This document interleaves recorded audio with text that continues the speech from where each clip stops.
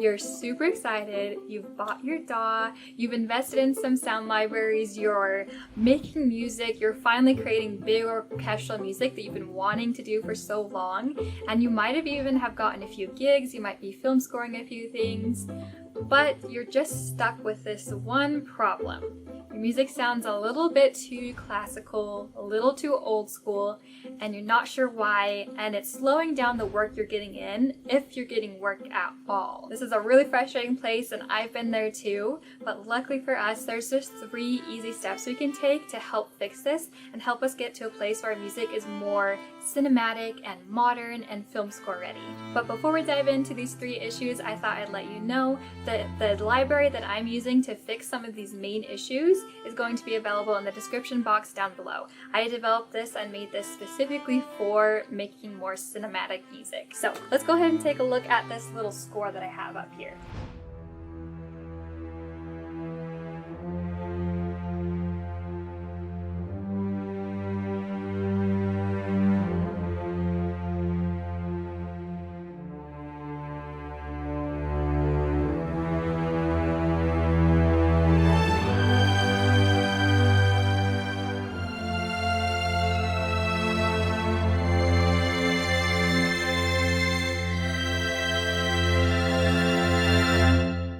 So it sounds good. It's a good start, and I think the strings are beautiful. They make me ache inside, but I think we can make this sound lighter and more cinematic, and once again, just more film score ready. So let's take a look at the notes that I have from our imaginary clients, our imaginary director, and see if we can add more to this while keeping within her vision. Alright, so it says this scene is about change, subtle, quiet, but inevitable. It has feelings of mild hope, of something unresolved, but moving in the right direction. It says carrying the audience forward, lifting them just slightly, so I'm interpreting that as it's gonna start building towards the end, but leave on a little bit of like a cliffhanger. But I think we can add a lot more to what we have while keeping within these director notes.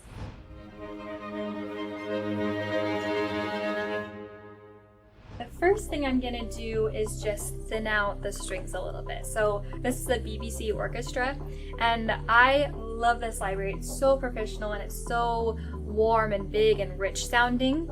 But I think for something like this, we want something a little lighter and a little more airy.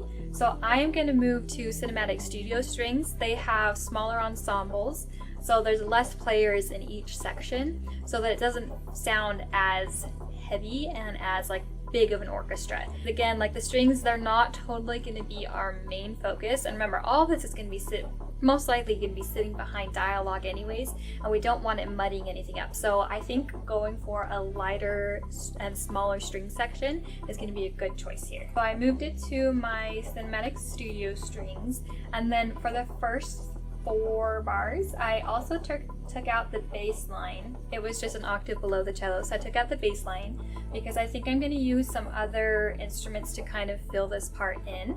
And I don't think I want the beginning to be very heavy anyways. Usually I like to start in the higher register, and the bigger something grows, the more I move down the keyboard, because lower notes are naturally louder. And as a quick tip, if you don't have a string library that has fewer players in each section, so it feels smaller, you can take the string library you have and just take out some of the mids, maybe some of the lows a little bit, and then boost the highs, and that'll give it a more thin sound. So you can kind of cheat it a little bit. I'll just show you a demo right here. So I would take out the lows maybe about here, around the 200 section, and then maybe I would cut the lows right here and then boost the highs just a little bit like that. You can also put OTT on it. I think that would get the job done pretty well. An additional step you could do right here would be to double it with the solo strings, which I talked about in this video over here, but I'm feeling a little lazy right now, so I'm not going to do that. I think if I were working for an actual client, I would absolutely do that just to give it a really nice finalized feel to it. but for education's sake, we're just gonna move on so we can keep this video going. The beginning section feels a little empty, so I purposely made it that way so that we have room to grow, but I still want to add some stuff in the first 4 bars. So I'm going to use Albion Neo from Spitfire. They have some beautiful, really high, soft strings. You don't want to spend that much on the library because it is pricey. You can get a lot of really decent stuff from Spitfire Labs as well as Piano Book. There's so many people that sample amazing string sections, and you can get some really like experimental, feathery, very light flautando type of string stuff for free. So check those out if you don't want to spend a lot on Albion Neo, but that's what I will be using. So let's take a listen to this.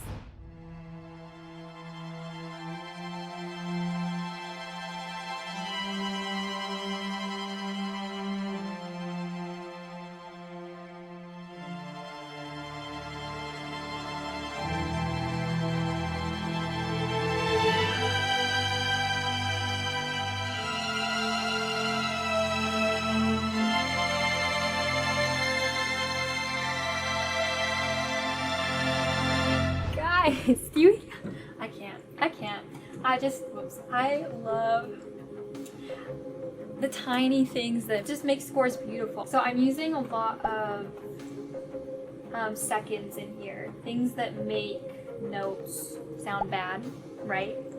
But it adds so much emotion. And technically, so if we were playing with a real orchestra, not all of this would be possible.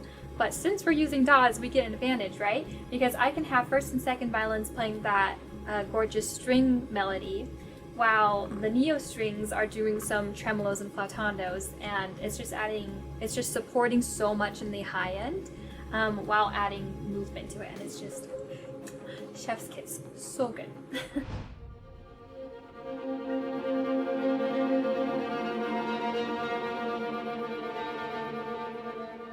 Tip number 2 is using pads. Now these are things that sit underneath your main instruments a lot of the time, so they're not something that immediately stands out to you. But there's a couple things they're really good at. One of them is just filling in the whole frequency range so that they can fill in like the highs, the mids, and the lows to give a nice like bed that everything lays on so it doesn't feel empty. And a lot of times that gives it a really fresh, large cinematic sound to it. The second thing is adding texture, and texture it can be defined in a lot of different ways. It can be something atonal, almost like a shaker. It can be something like, one of my favorite textures that I use is when someone pulls a bow through piano strings, and it gives this like really dry, grainy, bright sort of sound to it, and it just gives like your ears interest. Even if you can't tell immediately that it's there, it helps add interest to a score. For my pads, I'm going to use Nimbus. This is my library that I've been creating that I just absolutely adore. I created it specifically for situations like this, where we need pads that are cinematic, but we also need textural sounds. This is the first library that I reach for when I want to fill in space, when I want to make it feel more cinematic, or when I need to add texture to a score. If you want to use this exact library, I need some beta testers for this library because it's the first library I've put together and I need some feedback. So if you want to use this exact library, it's going to be 30% off for the first 15 people to buy it. If you'd like to be one of those people to beta test it and to get the 30% off, then you can go ahead and get it in the description down below. Now we just got to fill this in a little bit more with pads. So tip number 2 is using pads. I'm going to use Fluty Clouds from Nimbus to start with our cinematic sound. From Nimbus, I'm looking for 2 things. I'm looking for a cinematic pad and I'm looking for a textural pad. We're going to start with a cinematic pad, and I'm going to go with Fluty Clouds. And with this first part, you'll see I have 2 copies of it here. One is just one long note. It's just the same notes. This is called a pedal note, and what it does is it just holds tension throughout an entire song. So in this one, I am more or less in F major, and I am using E, so I'm using the 7th. I'm a musician, I got this.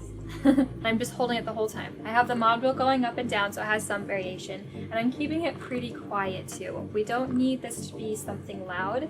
It's just something to like give the feeling of tension rather than something that's like in your face making you feel tense. Hope that makes sense. And then the second one, I just have it playing some open chords. I mostly just copied it from my Neo strings up here.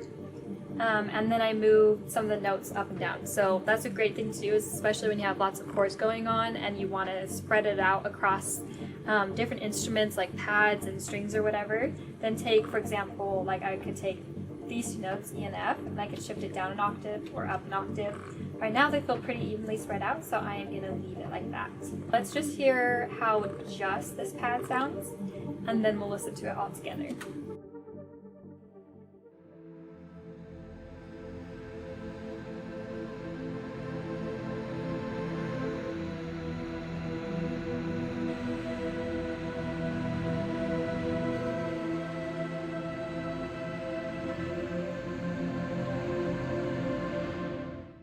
Sounds pretty good.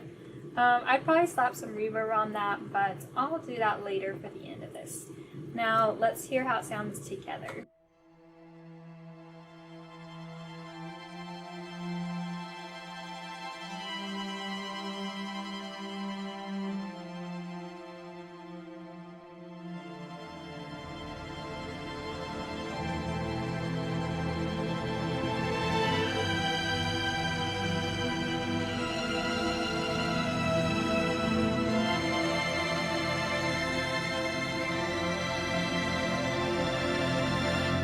Sounding so good. I love this. Next we need the second part of our pads, which is the texture. So I'll be using creosote and then drops to shards as my texture. So again, I'm just following my chord patterns that I have laid out by the strings.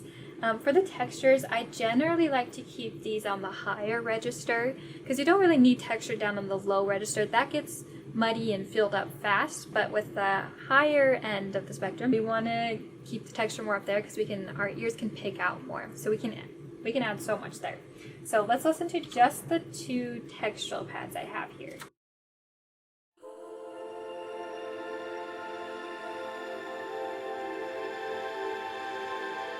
It's so sparkly. I love it.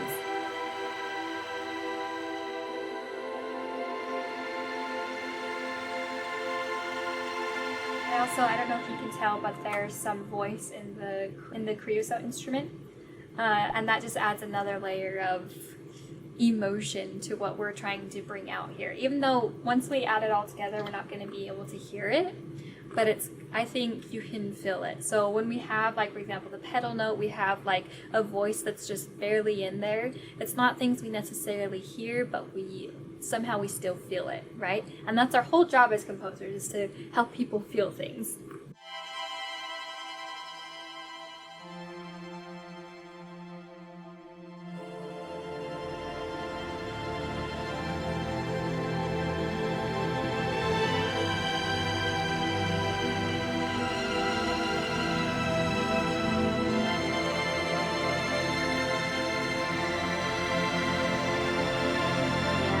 That's filling in really, really nicely. There's a lot of sparkly, beautiful high end in there. That's just lovely to work with. I love it.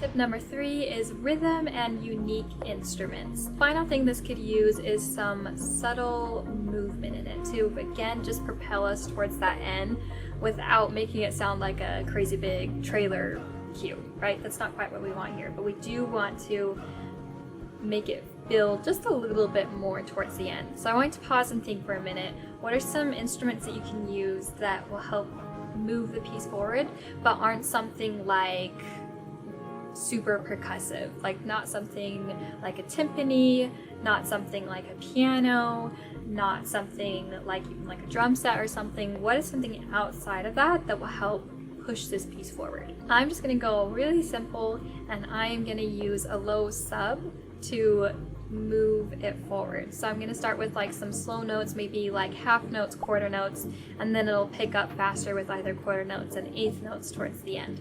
I'm using Darkstar by, once again, Spitfire Audio, and I'm using their sub-low patch. And over here I just have half notes, once again just on the bass notes following the strings, and then they're going to transition into quarter notes near the end, again just to build up the momentum of the song. And that's something I like to do, which I again talked about in my first video ever here on YouTube, that adding bass near the end of the track often gives the sense of something building. It just feels more exciting and more final. So usually I don't start out my songs with anything low, especially like a sub. I usually save that for the end. So there's an extra tip for you.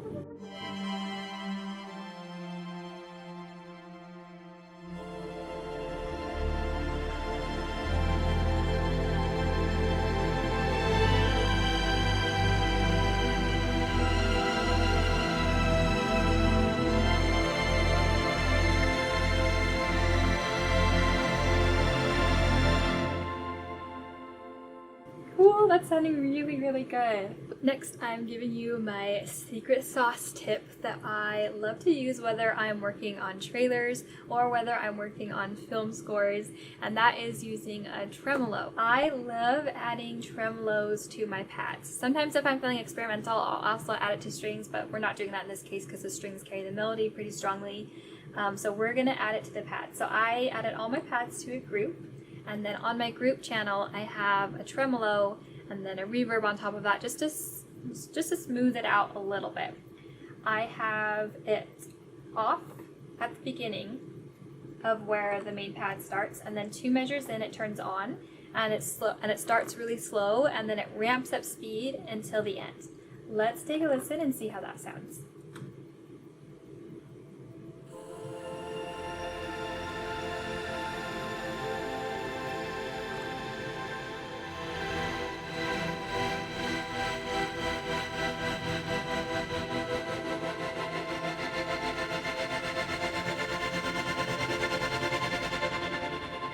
So now with all of this together, it should sound much more cinematic. And again, here's what the before sounded like.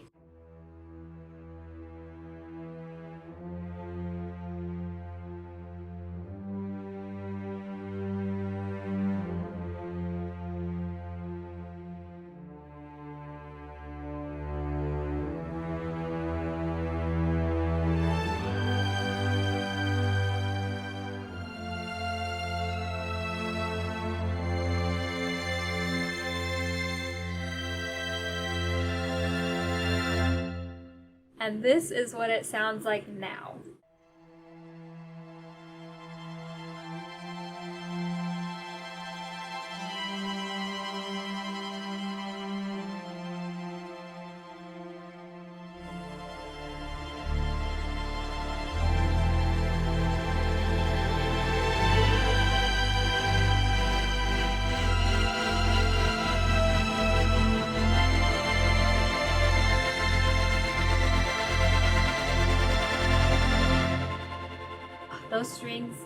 Those strings are just achingly beautiful, and everything that supports it makes it sound so much less traditionally classical and something that's moving and organic and just cinematic, right? And that's what we're going for, something that's cinematic. I can totally picture this in some sort of heartbreaking, sad but hopeful scene, and we didn't add that much to it. We just added some pads, we added a sub.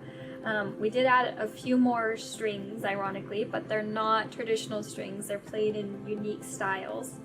And it really adds so much to the feeling and the vibe that we're going for.